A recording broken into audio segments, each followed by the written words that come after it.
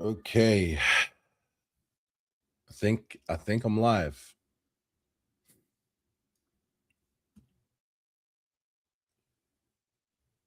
All right. TikTok, Twitch, and YouTube. Let's go ahead and get into it. All right. Welcome. What's good, all the geeks out there? I'm Nomad, also known as Damon. Yeah, this is our first official episode of the Geeking Out Pod, aka the Go Pod. Let me know where you guys are watching from. Tap in, tell me what you guys are up to. But yeah, this is my weekly episodical podcast where I'm going to be talking about everything geek culture. First and foremost, I do want to let you know that there's probably some technical limitations that I should be mindful of. The microphone might not be as loud. Right now, we're still working on that. I need to get me a cloud lifter for the SM7B, but that's more, technical stuff. Anyway, what else? This is my first time using StreamYard as well, and the TikTok Live studio thing on the desktop. So that's new. But yeah, this is the official first episode. What are we talking about today? Today we are talking about the D23 announcements and news that came yesterday regarding Marvel, Star Wars, all that stuff. There was a whole bunch of different announcements that, like, super dope and fun and everything like that. So that's going to be cool. But yeah, the first thing I want to mention is that we've started a Patreon. So I started a Patreon yesterday, on a couple of days ago now. But basically, that's just going to be a way that everyone can, support if you want to. It's completely like no pressure at all. But we do have a couple different tiers that I'm going to rattle off real quick. So we have the geek tier, which is $5 a month. It's just, casual support. It's for the price of a coffee, whatever. If you guys want to help grow the channel and everything like that. If you're tuning in on TikTok, just reminding you again that we do have a Geeking Out YouTube channel. So that's GEEKN apostrophe OUT. Well, you could probably see it on the graphic right there. So yeah, check that out. Subscribe to the channel, everything like that. But yeah, this is on Patreon. We also have Core Geeks. That's like $15 a month. Everything that you get as a normal geek, you get priority voting, occasional gaming sessions when I'm gaming live and everything like that. And then Super Geeks is like $30 a month, and it's everything above, but you get like priority voting and everything like that. So yeah, there's a bunch of dope and cool stuff right there. But yeah, let's get into the whole reason why we're here today. Why I'm jumping on here today, at least, is because of everything that got released yesterday, all the news that got shared from D23. Now, there's a couple trailers that I want to watch with you guys that I want to react to in real time. Like, I watched them yesterday, but I feel like doing a second reaction now. First and foremost, I do want to issue a spoiler warning just across the board. If you guys haven't seen Spider-Man Brand New Day, then make sure you click away. If you guys haven't seen any of the Avengers Doomsday trailers, probably don't want to watch this part right now. What else? Just basically, if you're not caught up to date with anything MCU at the moment, then yeah, click away, everything like that. But yeah, D23 overall was pretty cool. They announced a lot of dope things. I know the Incredibles 3 is happening. Incredibles, we all know the OG movie was like an incredible movie. It did a lot for cinema and everything like that. But the Incredibles 2 was also good. The Incredibles 3 is coming out sometime soon. But the main things that I want to talk about is, of course, Marvel and Star Wars, right? It's no secret that the MCU's been like, on a decline. People have been feeling superhero fatigue or anything and things like that.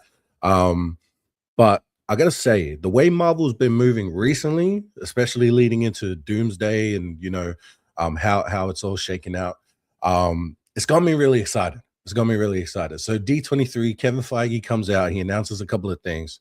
One of those happens to be VisionQuest. And what I wanted to do right now is actually react to the trailer with you guys.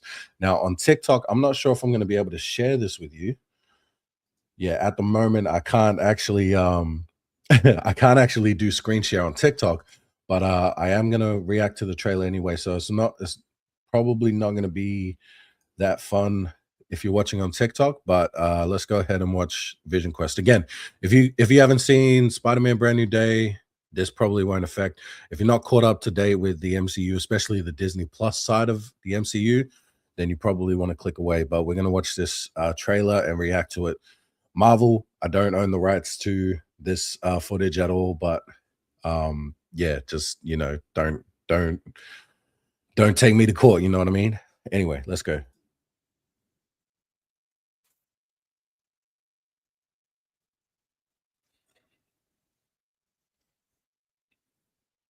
Wanda and Vision.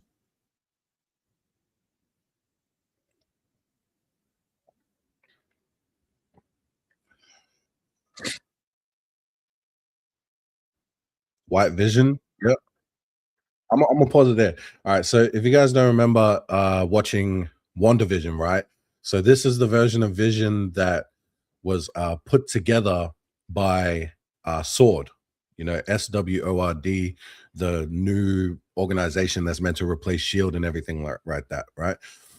So the director Haywood, I think his name was, he was actually he ended up being like the bad guy after Vision died in uh, Infinity War. They got the parts back and they reprogrammed him and remade Vision to be this version of Vision. And then the consciousness of Vision that Wanda had in Westview, or whatever the alternate the pocket reality was that she created, he linked up with this version of Vision, and they kind of like agreed that there's a consciousness and everything like that. So it'll be interesting to see how they explore that. But I really like what they've done in this trailer so far, which we're about to get into, where he's working at this place during the day, then at nighttime he escapes into his mental uh place. Because yeah, it's like, what would an AI do if, because obviously robots, androids, they can't sleep, right? So anyway,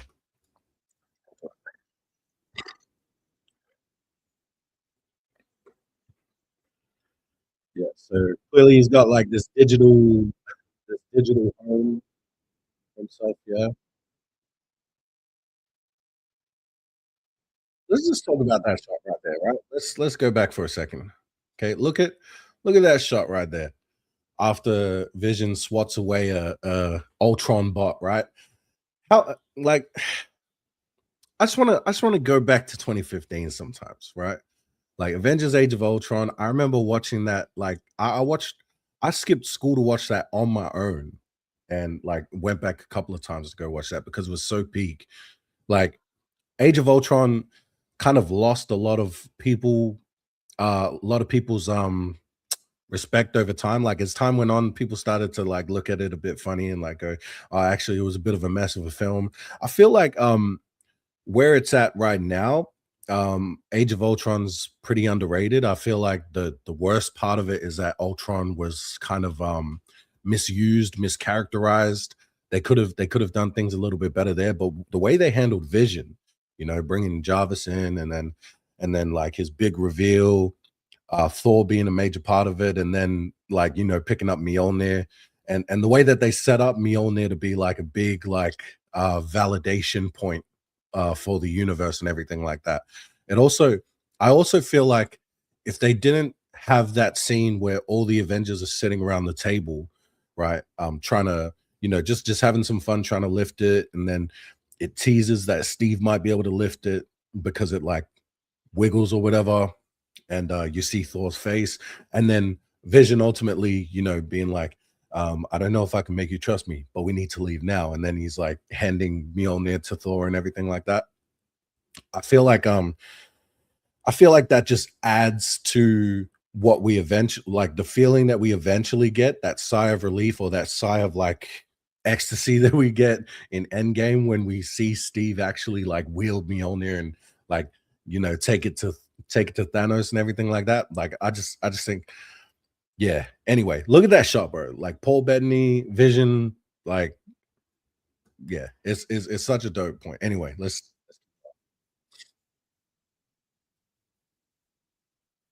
this guy. All right. So I've seen a couple theories so far. Sorry, like there's gonna be a lot of stop and starts. Like if you want to watch this trailer on its own, on your own, like without me like stopping and starting, then yeah, you should probably go do that. But yeah, this guy right here in the middle is James D'Arcy. He actually played Edwin Jarvis, Howard Stark's butler in the Agent Carter series, which is a great, 2-season series on it was streaming on AB not streaming, it was broadcast on ABC for quite some time. Like I really rate his performance. I feel like it's a great like it ties into what we get from Jarvis the AI in Iron Man from Paul Bettany. So to see him returning as Edwin Jarvis, as this version of Edwin Jarvis, and like having that, full circle moment where it's kind of like, you know, because Vision obviously came from, Jarvis the AI, and then to have the representation of AI Jarvis be the same actor as man, I don't know why I'm why I'm not like my words all funny.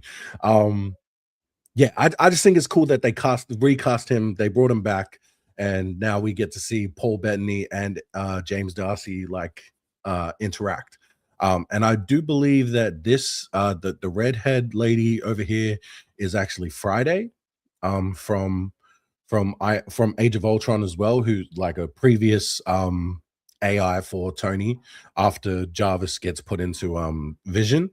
I don't know who these two maintenance men are, but we'll see how that goes. And this part.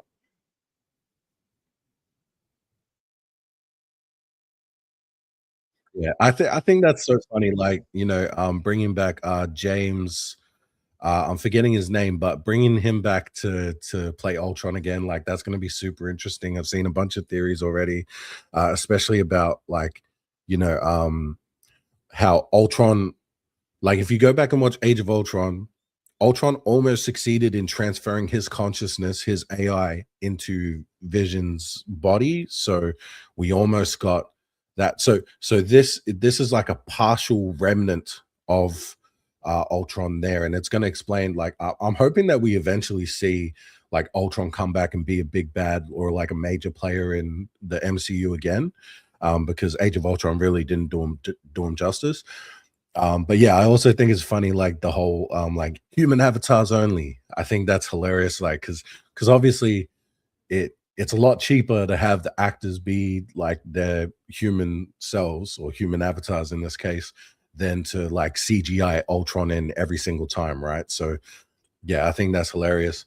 Um, but yeah, I also think James Spader is his name. I think he's an incredible actor. I'm glad we get to see more of him, and it's going to be interesting seeing this, father son dynamic play out between him and Vision. Yeah,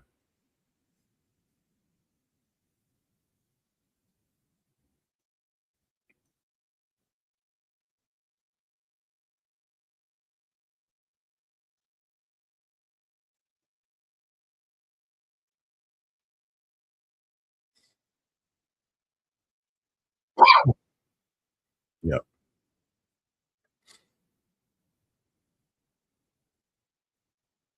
yeah. So that's another plot point that I'm glad they're exploring again because I really feel like you know, like obviously this is a third part to like the WandaVision, Agatha All Along, and now Vision Quest. Like all three of them kind of interconnect and explore this story of like, the Wanda and Vision family.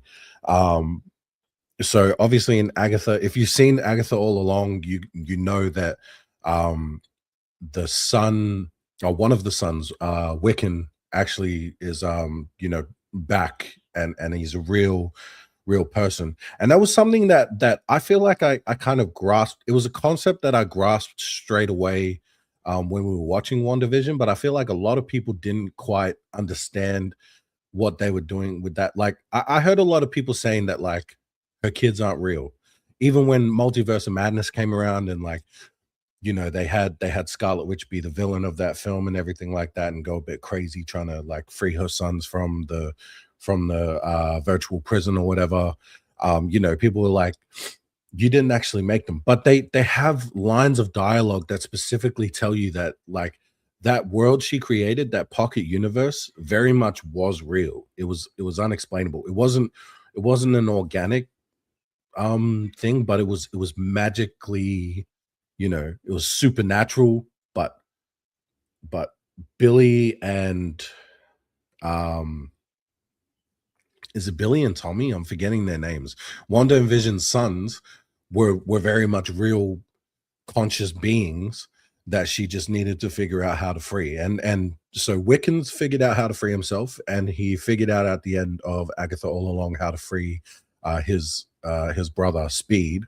I'm forgetting their real names, but yeah, it's cool. We've got one son. Now we've got the other son appearing in this show too. So yeah, I'm just excited to see how they address this. But yeah, so far the trailers got me pretty. Yeah.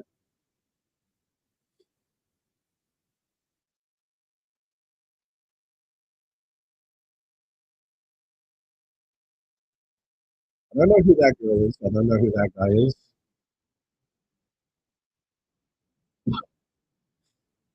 Might be a bit too loud.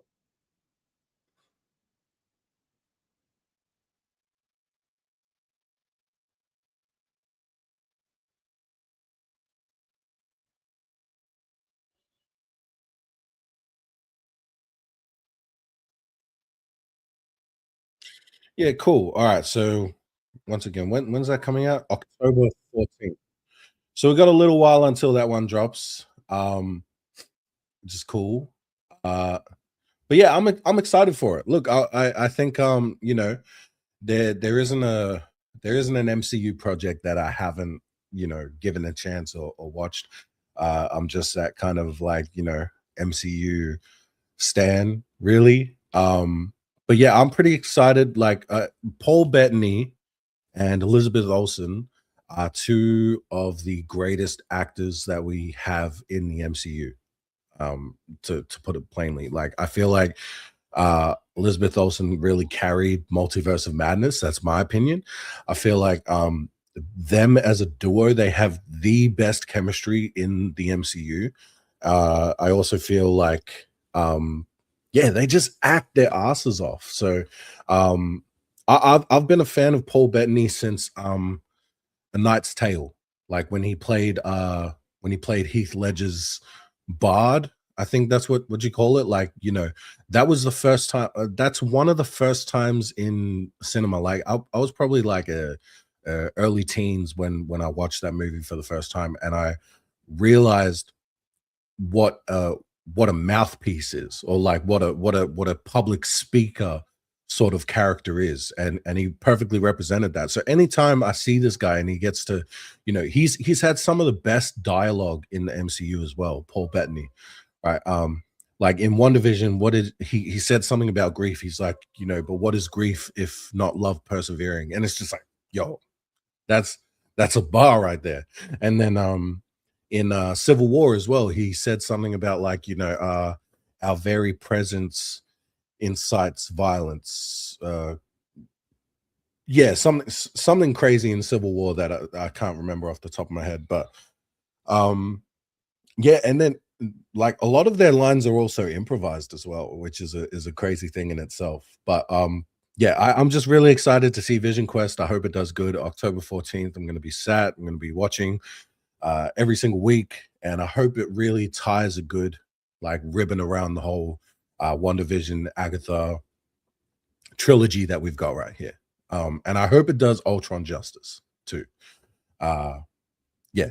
So anyway, that's how I feel about that. The next thing I want to react to, we're gonna do another reaction, and I want to react to actually Avengers Doomsday, this special look. There's been a couple of trailers that dropped. I was not especially after San Diego Comic-Con a couple of weeks ago. Like we got a bunch of different announcements there. Ghost Rider, another look at Avengers Doomsday. But yeah, and then we got this special look at D23, which is just insane. We'll go ahead and watch. If you guys haven't watched it already, maybe go watch it yourself first, and then come back to this a bit later. But yeah, I'm gonna react to it. I'm gonna be doing some pausing and everything like that. But yeah, let's do this again. If you're watching on TikTok, you're probably not going to see me share the screen because I don't have access to that at the moment. But I'm reacting to the Avengers Doomsday special look that dropped at D23 yesterday. Yeah, so let's go ahead and start that.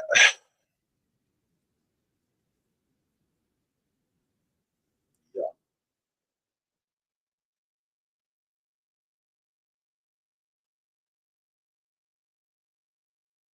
actually, I should stop there at first. Like going back here, I saw Ryan Airy from Screen Rant point out that this looks a lot like runes on the floor here. Uh, like the kind of runes that was established in WandaVision, like that the witches and sorcerers they can like put up runes to protect themselves or attack people and stuff like that. So not 100% sure what he's doing with it here, but obviously like this is Doom's sanctuary or whatever you want to call it. So yeah, I just think there's an epic shot of Doom on his throne. Right? Also, Rebecca Kirby coming back as Sue Storm. Yeah. I think this special look does a great job setting up how you know a lot of people were confused because obviously RDJ is playing Doctor Doom, and it's like well, how is he connected to Tony Stark and things like that. But I think it's very interesting, like this tells you everything you need to know. Like it's a completely different character from a different universe than our main MCU universe. So this is Doctor Doom from the Fantastic Four's universe. And somehow they're gonna, cross through multiversal shenanigans and things like that. They're gonna end up in our main timeline. So yeah, I think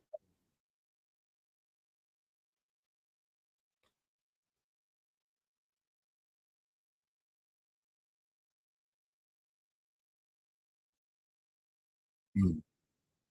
Rose got some green eyes, like Aaron Pierre.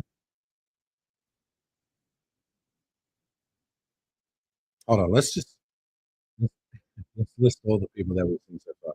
So we've seen Sue Storm, Magneto, Gambit, Steve Rogers,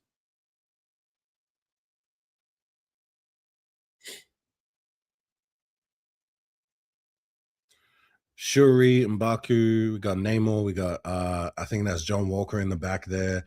Shang-Chi's back. Shang-Chi's front and center. So that he's front and center next to Black Panther, which, as someone who's been wanting a Shang-Chi sequel for so long, like I'm just bro.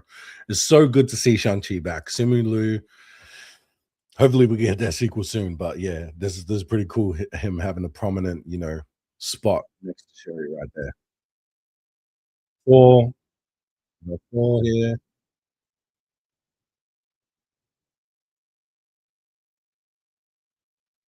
Bro, let's take a minute for that armor, bro. Doom's armor looks sick. I don't know what universe this is right here. Scott and Cassie Lang, got Johnny Storm and Franklin Richards, Charles Xavier, Patrick Stewart, Magneto again, Steve Rogers and his baby, Love from Thor: Love and Thunder, Loki. Who's here? I think that's Wasp in the back there. So we got Shuri, Wasp, and Ghost. James Marsden's back with Cyclops. That's cool.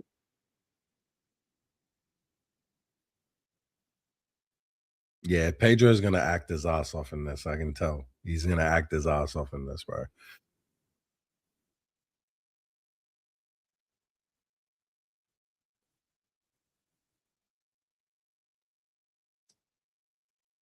Oh, that's it.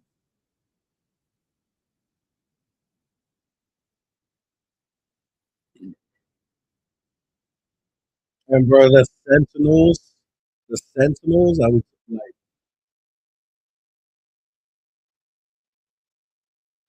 honestly, I can't even believe like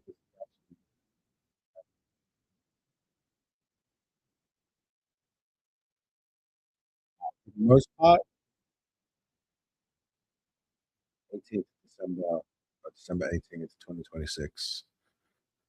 All right, we got some time until that drops. So for the most part, like it's I think it's a dope trailer. I'm interested to know what city is decimated and why Doom has decided to decimate it like that. If he even did it himself. Um, yeah, he's obviously incredibly powerful. We've seen Thor like chop off Mad Titan's heads with that axe with Stormbreaker. So yeah, like for him to be able to stop it just like that is insane. Um like seeing the Sentinels rise up out of the ground like that with his sorcery, like these are two characters that just a couple of years ago you couldn't even fathom them like doing something, having something like that, let alone it being in the Avengers universe, right? Like, so yeah, I'm hyped, right? Some other things to note. So RDJ, Chris Evans, and Hayley Atwell all joined the D23 stage. Yeah, very specific trio. Obviously, like Chris Evans and RDJ have been, tied at the hip for the past like 20 years that the MCU has existed. Hayley Atwell being there as well is really is pretty cool. Like I always thought Peggy was an underrated character in the MCU. I loved Agent Carter. I loved for the most part, I liked a lot of Captain Britain, Peggy Carter, in What If, but yeah, there was some issues there, but you can't blame it on Hayley Atwell. Like Hayley Atwell is ultimately, you can't fault her. But yeah, it was pretty cool to see them on stage there. But then we got an even bigger reveal, which I'll bring up now. And that was the cast of X-Men. All right, so they're making an X-Men film. Yeah. Again, if you guys haven't seen it, click away. But we're gonna go through the confirmed cast for the MCU right now. Have you guys all clicked away? If you guys haven't seen it, all right, cool. Here are the MCU X-Men. I'm using the Forbes list, but yeah, so they announced it yesterday. Obviously, we know Sadie Sink is Jean Grey. If you guys have seen Spider-Man Brand New Day, so that's cool. I'm very happy with that casting. Christopher Abbott. I don't know if I've seen anything with Christopher Abbott. I feel like he's pretty, like, this whole cast seems pretty young, but him in particular to play Charles Xavier is pretty young.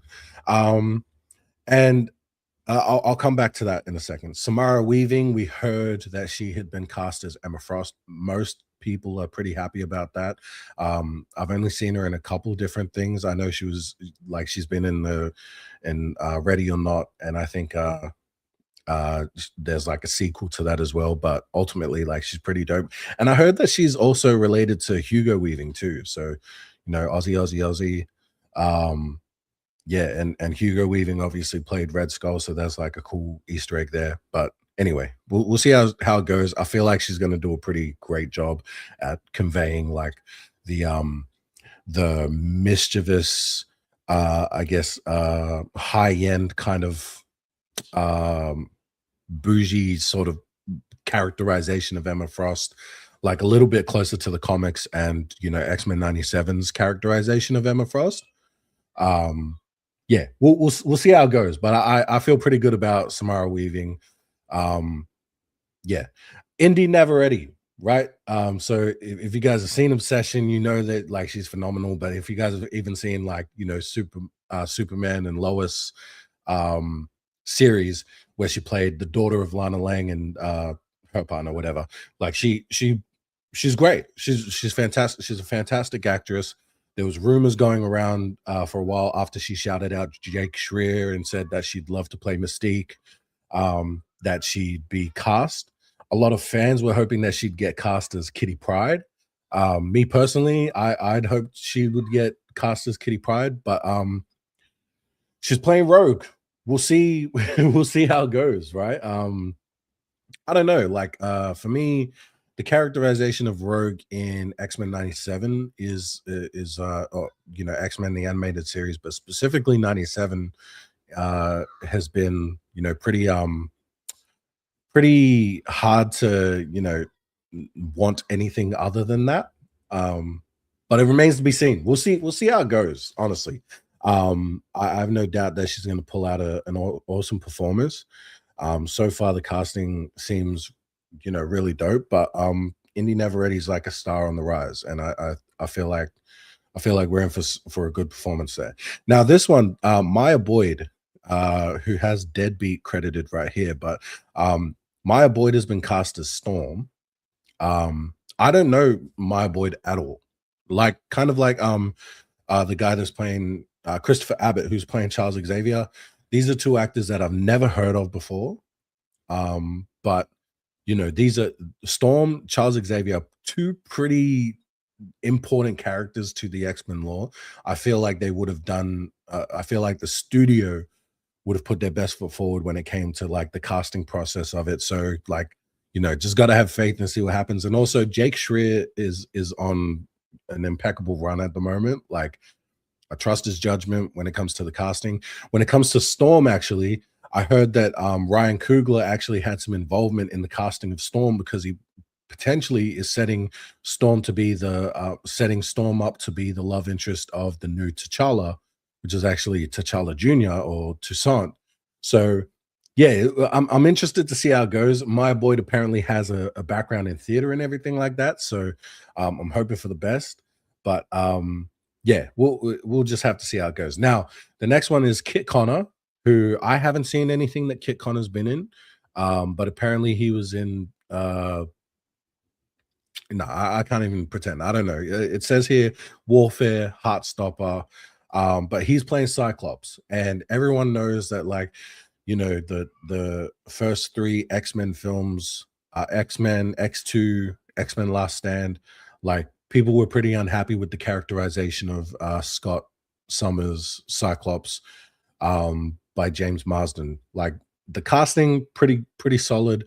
Everyone liked the look of James Marsden playing Cyclops, but when it came to the actual characterization, like bro got murked in the third movie, right? Like bro literally got murked in the third movie, and like that was a whole like studio thing and shit like that. But ultimately, I just hope this guy brings the Cyclops that we all know from the comics, that, you know, is a proper leader, and, you know, that he doesn't get pushed to the side in place of like Wolverine and more fun and popular, you know, X-Men. Like he deserves a chance. Is what I'm trying to say. So hopefully Kit Connor delivers on that front. Now, this one was a surprise at D23. Adam Driver actually jumped on the screen, and he had this funny, like, you know, video too, which reminds me of something else with Doomsday. But anyway, we'll focus on this for now. Adam Driver, who I feel most people would only know him because of his role as Kylo Ren in the Star Wars sequel trilogy. But he's actually been in a bunch of dope shit. Like, to be honest, he's I think one of my favorite performances from him. He plays the brother to like Tina Fey, Jason Bateman, all these other incredible actors and actresses in a movie called This Is Where I Leave You, and it's like a family. A movie about a family that's mourning the passing of their father. And yeah, he plays like the little brother, the little brother to all these big names, and he kind of steals every scene that he's in. And mind you, like he's with like Tina Fey, Jason Bateman, like there's some big names in this movie. And yeah, that's like one of my favorite films that I've seen like him in. And then like he also had like a good role in Logan Lucky. He was in Black Klansman as well. Like, yeah, I don't think I need to sing the praises of Adam Driver too much, but apparently Kevin Feige's been trying to get him to join the MCU for quite some time. Like he actually wanted him as Reed Richards before they cast Pedro Pascal as well, which tells you all you need to know, because, you know, Pedro gets every job in the book right now. But yeah, Adam Driver he teased that he poked fun at the fact that everyone's been calling him Magneto. Like, the rumors have been coming out and they're like, Adam Driver's playing Magneto, blah, blah, blah. He goes, I'll be playing Magneto. Wait, actually, I'm playing, and then he said, Mr. Sinister's real name, like Nathaniel something. Yeah, so that's gonna be cool. I think Adam Driver is gonna kick ass at this role. There was another rumored casting as well. Someone Melton from Beef and Riverdale as well, I think. Beef season 2, I mean. He's also gonna be they're still negotiating his contract, but he was rumored to be cast as Beast, and it was all but official until the negotiations fell through. But I think they'll announce that he's officially cast pretty soon. But yeah, we'll just see what happens. But yeah, that's X-Men at the moment. I'm really excited about this movie. Like Jake Schreier, if you guys haven't, I haven't seen Beef, but I've heard great things about Beef season 1 and season 2. But I did see Thunderbolts, right? And Thunderbolts, I have to admit, I did not go to the cinema to watch it. But after I watched it on Disney Plus, me and my partner, we sat down with our kids, we watched it. One of the best MCU films that has ever been put out. And I honestly, to this day, regret not going to the cinema to support it. It's probably the first MCU movie that I didn't go to the cinema and watch, at least from the beginning, because when Iron Man came out, I was just a kid. I wasn't allowed to go to the movies that much. But yeah, I've been diligently going to every single MCU movie. But I think at that point, what was the last one that came out? The one that came out before that was Captain America: Brave New World. And after that movie, I was like, bro, I can't get behind this shit anymore. I was like, man, there's nothing brave about Brave New World. I did not like Brave New World. And I was like, man, look, the MCU, I'm getting tired of this. I'm just going to wait up for it to come out on Disney Plus. I remember my boys, they asked me, they were like, all right, let's go to the movies this week. We can either see Sinners or we can see Thunderbolts. And, Michael B. Jordan, one of my goats, I was like, look, I got to go watch that. Let's go watch Sinners, because I have no interest in seeing Thunderbolts and seeing these this group of random leftover superheroes being put together. Boy, was I wrong. And a lot of that has to do with Jake Schreier and his character first storytelling.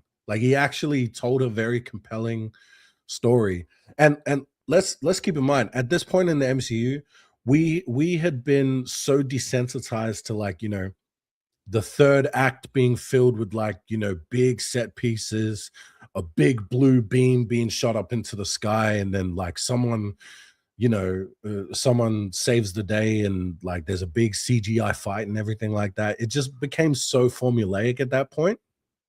But then what Jake ended up doing, bro, they actually saved the world with the power of friendship, bro. And it didn't feel like some losers will say that it was corny, but I honestly, I loved it. I thought it was so dope that everyone has a group hug. They saved the day. Yeah, the characterizations are dope. Florence Pugh is a freaking force, man. She is a force of an actress. She deserves all the awards. The MCU is lucky that they have her, and that they've had her since she was 23, because she's got way much longer to go. Yeah, anyway, so after seeing Thunderbolts and then hearing the announcement that he was coming back to direct the X-Men film for the MCU, I was like, all right, this is going to be great. They're going to kick off the mutant saga. So yeah, that remains to be seen, but I have nothing but hope for how that's going to pan out. Yeah, so that's everything MCU at the moment that I can think of from D23. A lot of dope stuff, a lot of excitement. Shout out to Kevin Feige and all of them. But next up, what I want to talk about is actually Star Wars. So there was two things that dropped. Well, actually, only one thing that dropped. I didn't see an official trailer go up, but actually, is this it? No. All right. So there is a trailer for Ahsoka season 2, which I'm going to play now, and we can react to together. If you haven't seen it yourself, go on YouTube, search it up. But Ahsoka season 2, I'm really excited. I'm actually excited about Ahsoka season 2. Now, a lot of people have mixed feelings about like season 1 and how that went. Me personally, I did like it. I did have some gripes. Like, I feel like the Dave Filoni, John Favreau team, they're they'd kind of gotten formulaic, especially around Ahsoka season 1, Mandalorian season 3.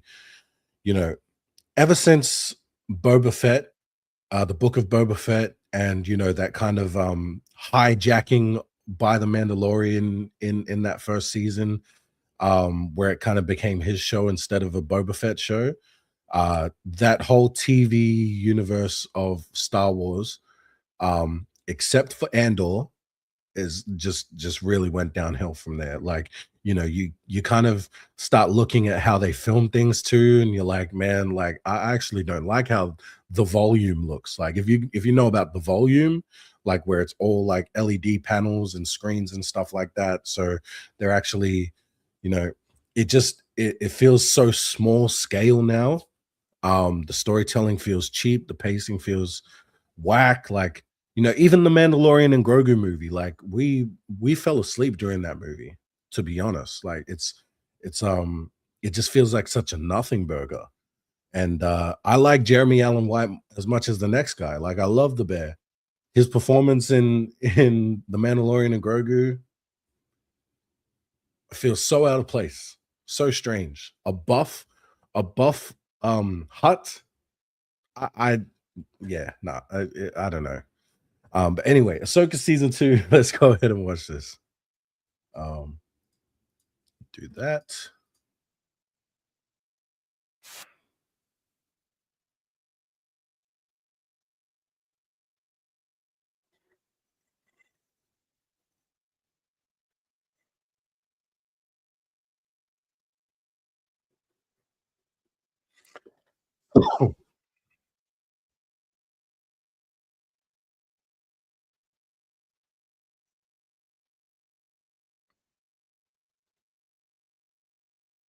Hold on, I just wanna pause it at that shot there, because yeah, I'm trying to remember who's all here. So we got Hera. We got Hera right there. I'm not sure who's in the back. I'm not sure who this guy is, but I'm pretty sure this is Ezra in the middle right there. I can't tell because he shaved his face, but yeah, I'm pretty sure that's the same actor who also, by the way, made a cameo in Spider-Man Brand New Day as MJ's new boyfriend, right? But yeah, anyway. That phone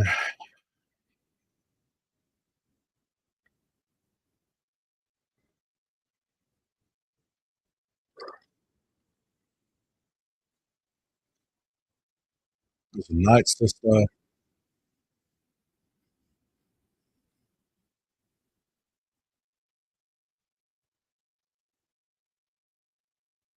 Sabine,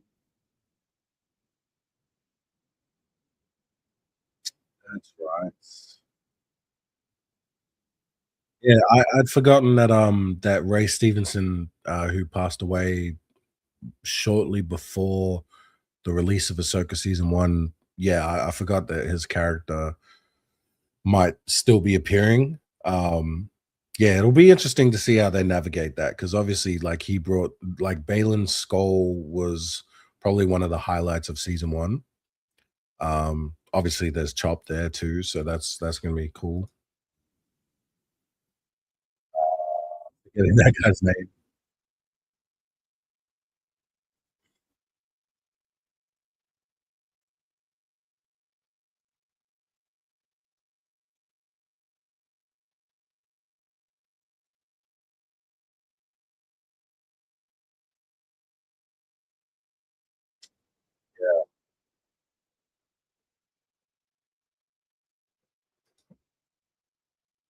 So when's that dropping? That's premiering January 20th next year.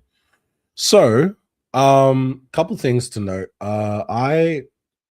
Yeah, look, I don't know how to feel about it, if I'm being completely honest. I felt like season one kind of like there was a lot of questionable things there. We didn't get to see Ahsoka in action as much.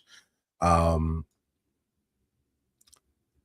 a lot of people are put off by the whole, like, need to combine the animated universe with live action. Like, some of the adaptations from animated to live action haven't been that great. For example, like Cad Bane in Boba Fett, like that wasn't a great adaptation. um Sabine Wren's characterization uh is pretty accurate, I'd say. Like, especially it makes sense with her journey from Rebels, like where we left her in Rebels to now. Like, it kind of makes sense. But then there's just stupid things in that first season, like, why doesn't she tell Ezra what's going on, or what's happened for her to get there and save him in the first place? Why does she take so long to reveal that information?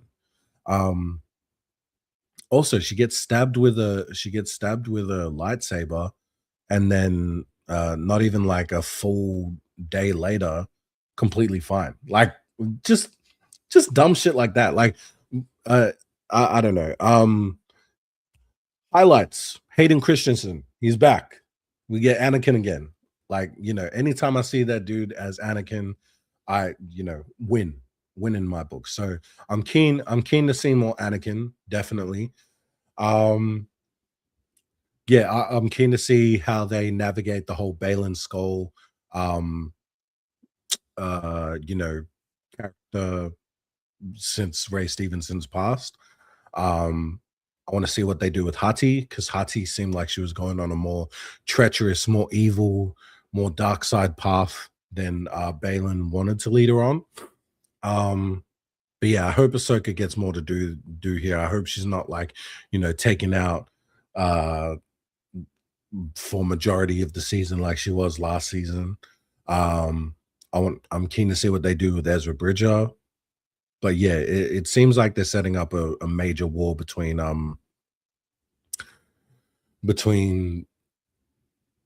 the New Republic and Thrawn's, like, thing. I would have liked to see Thrawn and Moff Gideon interact, and be more of a force together, like, kind of, no pun intended, but be like, have some kind of new empire sort of thing happening with the two of them. Like, I really feel like they could have, like, bounced off each other. At the same time, like, I don't really like how old Thrawn is.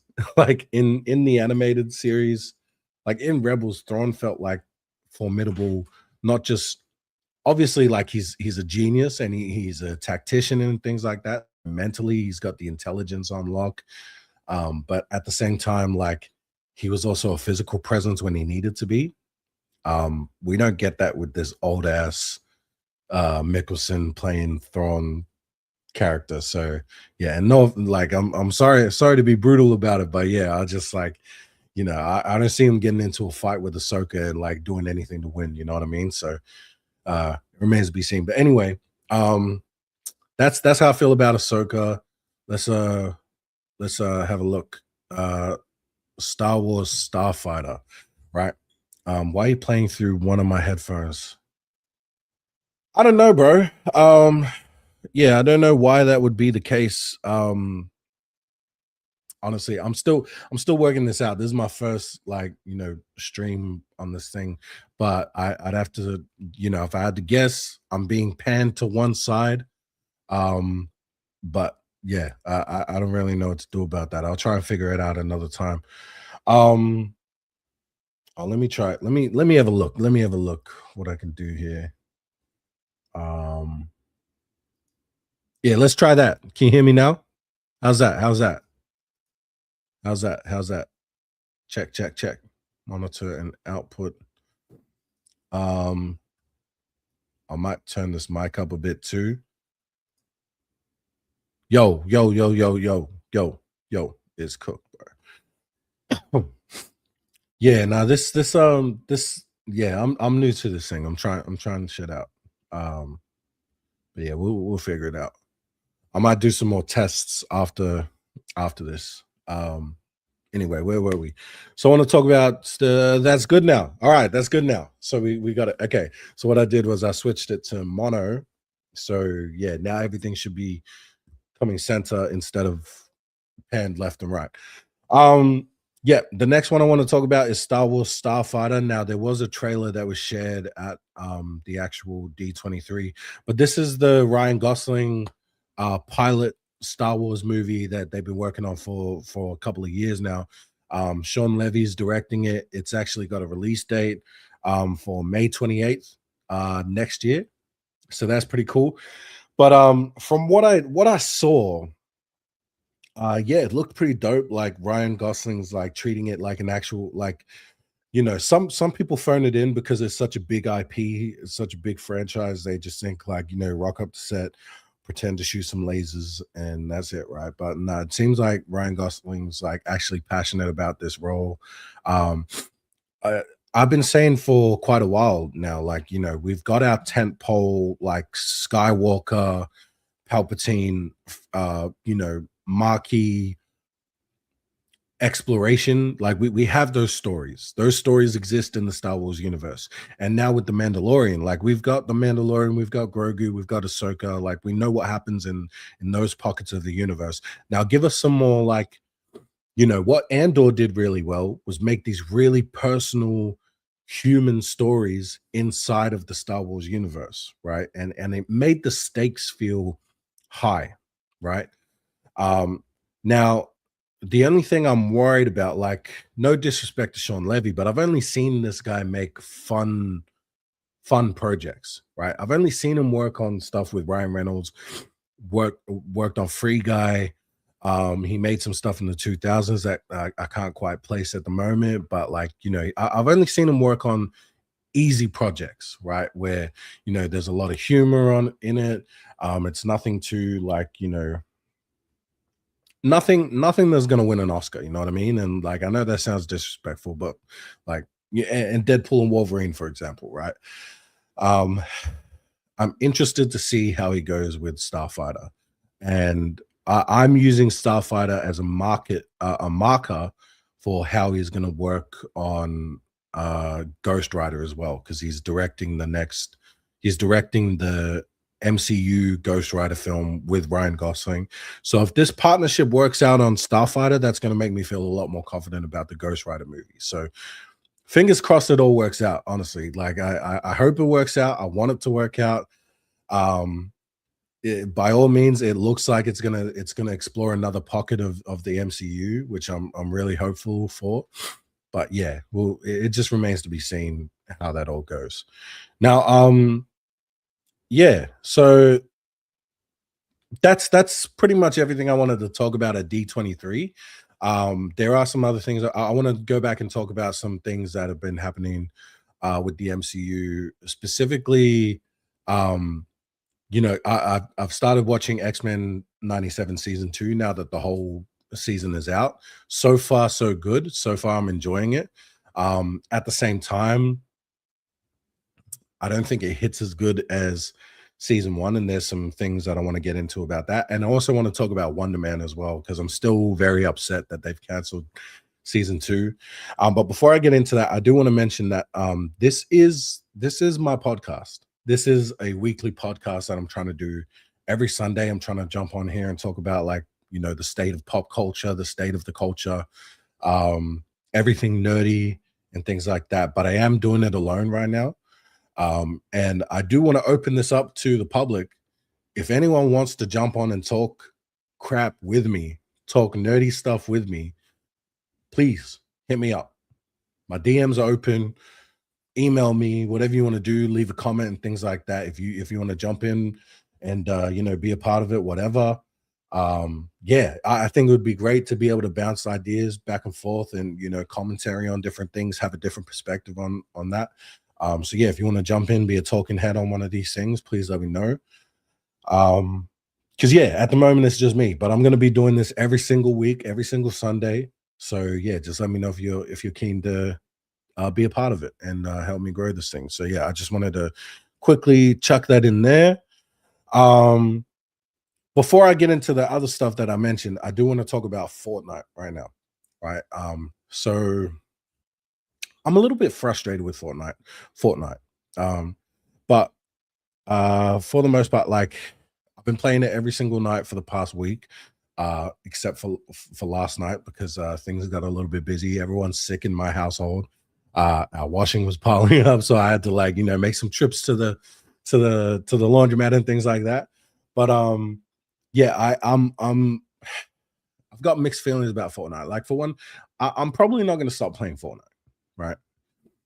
It's probably the game that's the most accessible right now. It's the easiest thing, just jump on at the end of a long day, have a couple of games, take a couple of L's, get a dub, go to sleep. You know what I mean? Like it's just super easy, especially since they made it zero build, the skill gaps kind of closed a little bit.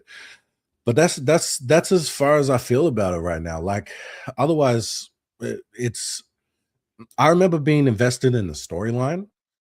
But right now, I don't know what's going on the island aside from the fact that there's sprites. There's a big 0-point ball in the middle of the map again. That can help you rift. Apparently, something happened to Jonesy, and Hope is tapping into vision powers again. I don't know. It's a little bit all over the place for me. But I know that Sonic the Hedgehog's coming next season, and it's going to be the Overdrive season or something like that. Yeah, I just want Fortnite storytelling to get back to good. I know it's not the most important thing to everybody. To most players when they jump on Fortnite, they just want to jump on, play with their friends and whatever.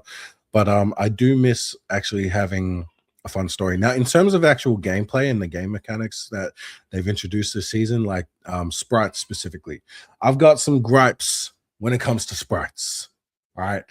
I think the sprites were a great idea, but I think that the way they've executed sprites is just ridiculous. They've oversaturated it. Like they've got over 100 different sprites at this point, right? And they continue to release new sprites every single week. It's just ridiculous. I think I might have talked about this in a previous post, but it would have, because right now sprites have been a big reason why people are getting back into the game, why people are returning to the game after not playing it for so many seasons. But they could have just capped it at 40 sprites total and then drip fed us how many sprites appear in the game and everything like that. But we've got over 100 different sprites, and they're all different, confusing. There's different rarities. Also, the game mechanic of it resetting the levels. So you level up to level 5, right? And then you master the sprite. Right. But if you die with that sprite in the next match, you lose all progress on that sprite. And it's consistently resetting every single game. Why? Why would you not continue the progress over to the next one? Why do you make it and with every single one? So there's no retain, you don't retain any mastery whatsoever. If you master it, okay, cool. But if you manage to level it up to level 5, it doesn't matter. You're making your own game mechanics not matter, right? I'm no game designer, but I just feel like if you're going to invest so much time into introducing a new game mechanic, you want it to work. You want it to actually have some skin in how players approach the game. I don't know. But yeah, I haven't really been invested in the storyline since Daigo left for the Spirit Realm or whatever. I don't know when that was, the Outlaw season last chapter or whatever. I would love to be more invested in the storytelling though. So yeah, thanks for listening to my TED Talk, Epic. Anyway, going back to the MCU and how it's looking at the moment, X-Men 97 is looking really great so far. I'm only about halfway through. I love the new characters that they've introduced. I think Polaris is really cool. I like that they've introduced Havok, Scott's brother, and that they've actually drawn that connection. I like how Morph teased him for being rip-off Cyclops. But you know, Havok is a character that I've always felt like really drawn to and felt is really cool. Now, I should make it clear, I wasn't always like a huge fan of the X-Men, even when the live films were coming out. Like, you know, I hadn't really read the comics as a kid at that point in time. So, you know, Wolverine to me was the X-Men, right? But now, like being a bit older, being exposed to X-Men 97, reading some of the comic books, understanding the significance of these other characters, like specifically Scott Summers, and how the Phoenix Saga is actually supposed to play out. I feel pretty good about like where the MCU is heading with these characters, especially having 97 to explore episodically and more frequently, like, you know, different pockets of the X-Men universe. Like, yeah, Polaris is a cool character, man. Like, Havok is a cool character. I hope we get to see him do more in that show. I hope we get to see. I'm glad that we're getting to see more villains. I'm glad that we got a bit more in-depth look at Ensabanor, Nathaniel Essex. Like, you know, it's making me realize just how incredible the X-Men lore really is. Yeah, there's some sad moments about X-Men 97 season 2. But overall, like I just feel like it's good. There's definitely some noticeable differences in the production value. I feel like the animation is a little bit more stilted and less fluid than season 1 was last year or the year before. I feel like creatively they've done the best that they can. Like, it's a touchy topic, but if you guys don't know, like the original showrunner for 97, Bo DeMaio, was fired because he's a fucking creep.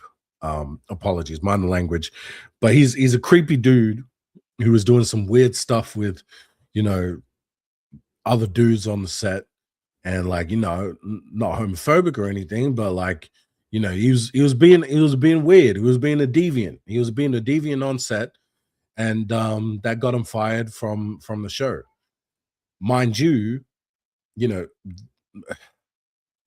again, I'm not trying to make out that like he didn't deserve. He definitely deserved to be, you know, fired, but he made a good show. Like, he made a good show. He told a good story.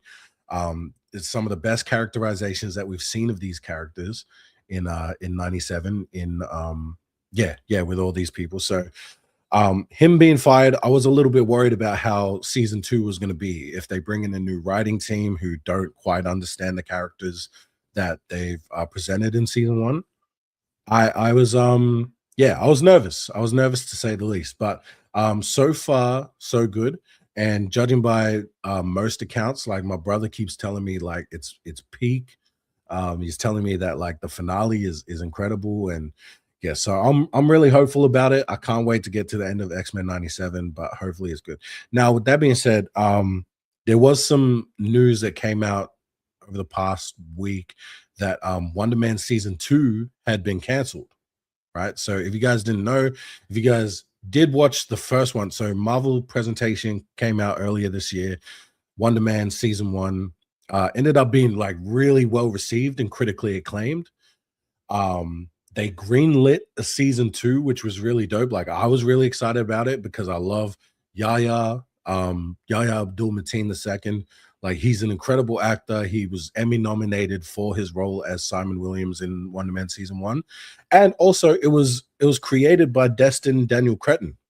You know, at one point Disney was going to like scrap the project, and they were just going to, you know, recoup the loss because of like COVID and everything like that. But he actually fought. Like, this guy who created Shang-Chi just directed the Spider-Man Brand New Day 2.2 billion, however much it's grossed at the box office, fought for Wonder Man to come out because he thought it was a great story. And it ended up being a great story. So yeah, I was really excited that they announced season 2, that it wasn't just going to be a once-off special presentation, but to hear them then cancel it and take it back. Yaya wasn't even contacted before the news broke. He found out on social media, so that sucked. Yeah, I just feel like that's trash. And there's a lot of like politics that go into it. There's a lot of studio mandates and shit that led to this point with Disney. So Disney's in a weird place. Disney Plus specifically, and how it's approaching Star Wars and Marvel is in a very weird place. Now, when Disney Plus first launched, Bob Iger was the CEO of Disney, right? And he invested so much. He got all the stakeholders and everything of Disney to invest so much into Disney Plus, into streaming. They were like, we're going to take down Netflix. We've got all this IP. We've got all these studios. We're gonna make all this Star Wars content, all this Marvel content. We're gonna just flood the market, blah blah blah, right? And then at a certain point, Disney Plus plateaued. Like the experiment started off with like, we got Mandalorian, we got WandaVision, and it was like, we're gonna produce a couple of these projects a year. And then Bob Iger resigns, like he just wanted to retire, I guess. And Bob Chapek or something stepped in as the new CEO. And all of a sudden he had all this pressure to get more subscribers to Disney Plus, right? And they were like, look, we need more numbers. We don't have enough new signups. We've got all these people subscribed to Disney Plus, but it's not enough. We're not making a profit right now. We need more. And so his approach was like, okay, so we need more signups. We need more and more content. So at that point, they were just greenlighting everything. Like there's a lot of people, if you remember, you can go back and watch some D23 previous announcements, San Diego Comic-Con. They made all these announcements for projects that we still to this day have not seen. One of those being the Blade movie with Mahershala Ali. They brought him out on stage. They were like, this guy's going to be the new Blade. We're going to do a movie for him. We're going to have an Armor Wars TV show. And then on the Star Wars side, they were like, oh yeah, we're going to bring back Daisy Ridley. She's going to play Rey again. She's going to have a whole new trilogy. Also, we're going to have Childish Gambino playing Lando Calrissian in the Lando TV series. Where are those projects? Still to this day, have not seen them, right? And that, that was at that point in time, they were just greenlighting everything. But what happens when you greenlight everything, every project under the sun, even the ones that haven't even, been written out completely, is that you get low quality content, right? And that's what they ended up putting out. You'll see, people stopped receiving these TV shows from Marvel super well. The Acolyte ended up, failing. People hated that, and they canceled that. And then the subscriber number dwindled. So Bob Chapek actually got asked to step down and resign. And then they brought back Bob Iger, the guy that put them in that mess in the first place. So Chapek ends up being the scapegoat. Iger comes back to clean up the mess that he made. And now they're at a point, it's such a weird thing because Wonder Man ends up being a great show, right? But now Disney is deciding that they want to scale back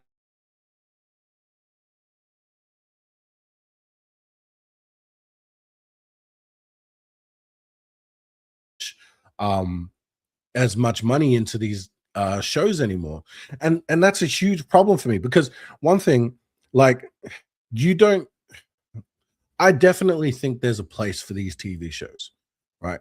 I think that the success of the original Daredevil seasons, for example, seasons 1 to 3 on Netflix, were a perfect example of quality over substance over style, right?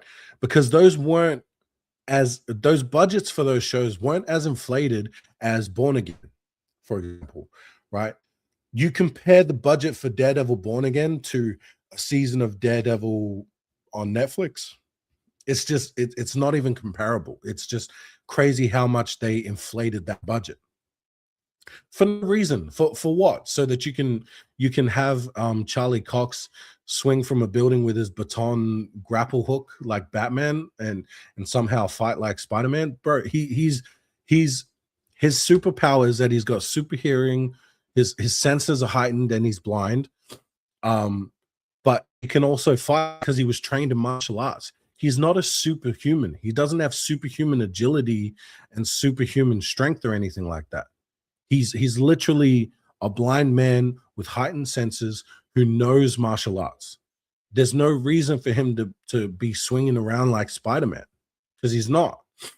But anyway, that's what they ended up doing. So that's a perfect example of this show can exist and it can be good. It can be well received and it can draw attention.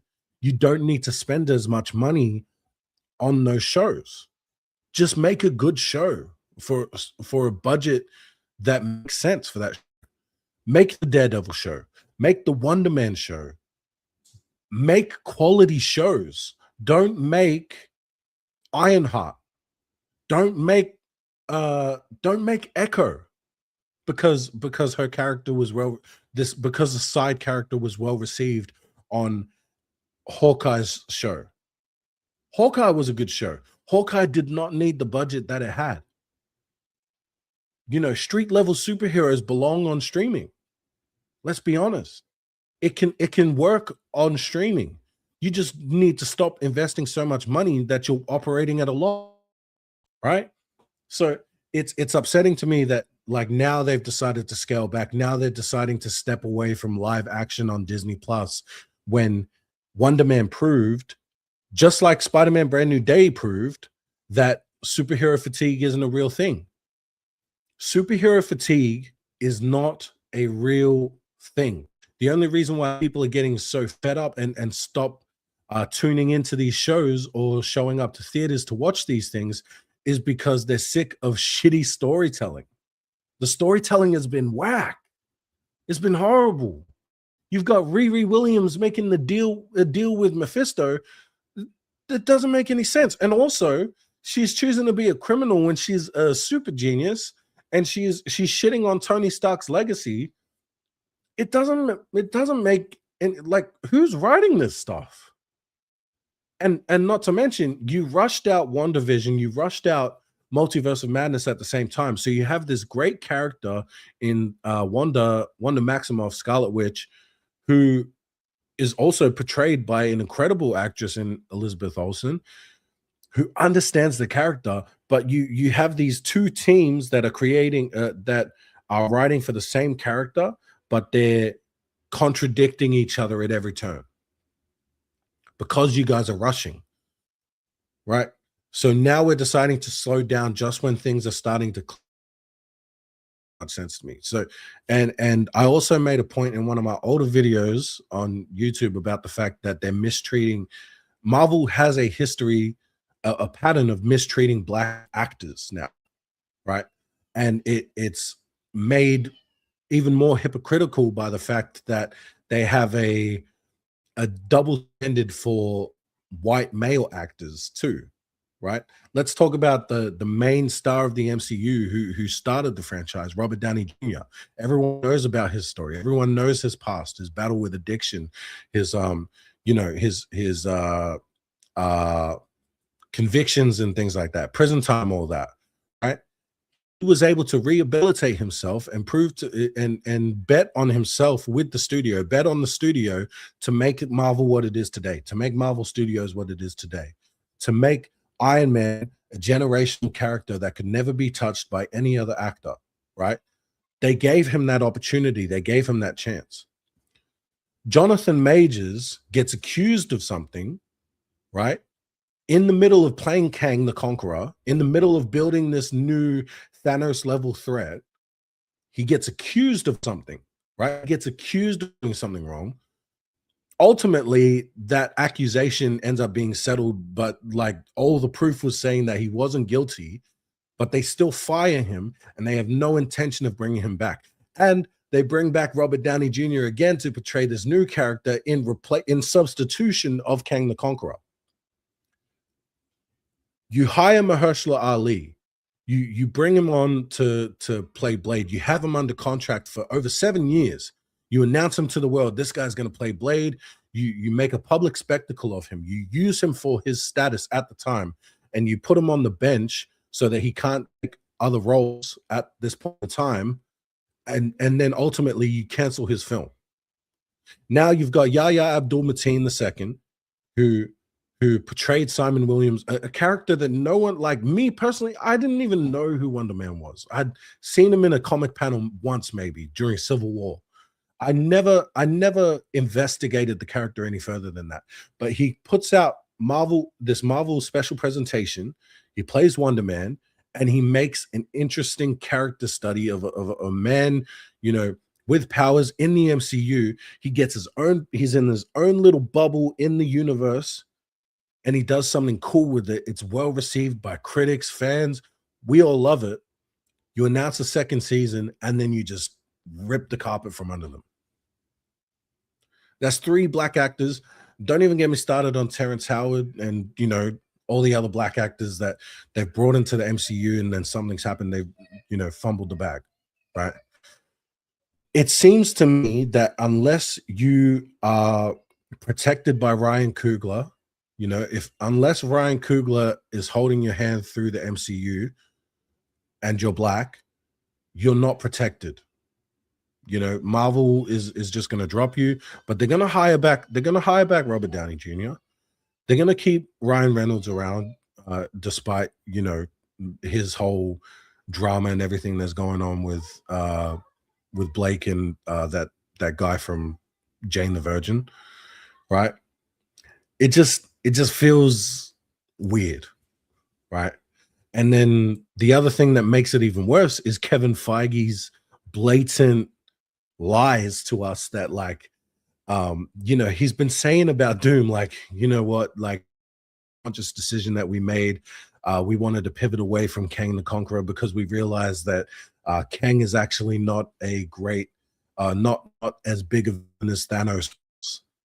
It's like, bro, you make the villains, you make the stories that put these characters over. What do you mean? He's only going to be as big as you make him. And let's not forget how big a bigger deal you made of him in Loki season 1. When He Who Remains appeared for that first time, and he had that dialogue with the Loki and then Sylvie, everyone was so excited. Everyone was so excited about Jonathan Majors playing Kang the Conqueror. They were like, who is this dude? This is a great performance. And it was only a snippet. He had a run. He was in that movie produced by that Western, the Black Western, produced by Jay-Z and Beyonce. That was dope. And he was on a run. He gets an accusation, he gets into a little bit of drama, drop him. And then you're talking about, like, oh, it was always going to be Doom. We always wanted to do Doom. We always wanted to like Robert Downey Jr. Clearly you're panicking, right? But you want to make out to us that you're not panicking. Right. It's just strange to me. But yeah, sorry to end on a rant, but I am gonna close it there. I did just want to bring that up because yeah, it's in a weird spot at the moment, because obviously Spider-Man Brand New Day is doing so well, and I loved it. I love it. I love this new announcement of, like, the X-Men. I'm very keen for Avengers Doomsday, especially, like, you know, now more than ever, I'm feeling pretty confident that that's going to be a great film. Like, I was panicking at the beginning that, you know, I was panicking that Marvel was panicking, right? But it seems that they've landed on something really special with the Russos, with RDJ, with everyone that's coming back. And I'm actually excited about the rebooting of the universe, recanonizing everything, exploring new stuff. How about Ezra Miller? Don't even get me started on Ezra Miller. Like, the fact that he got to finish his movie. All right, like this, I know this is DC. I know it's a completely different studio. I know it's Warner Brothers and everything like that. But the fact that Ezra Miller got to finish and premiere his movie, premiere Flashpoint, the fact that they put that out to the world, don't laugh at me, Freedom Club. The fact that they put that out to the world, this guy punched a woman in the face. This guy was beating up women. Like, it was like every single day he was doing something new, something crazy out of pocket. He was punching women in the face. He was, he was saying outlandish stuff. He was doing all of that. And then they cancel Black Batgirl's movie.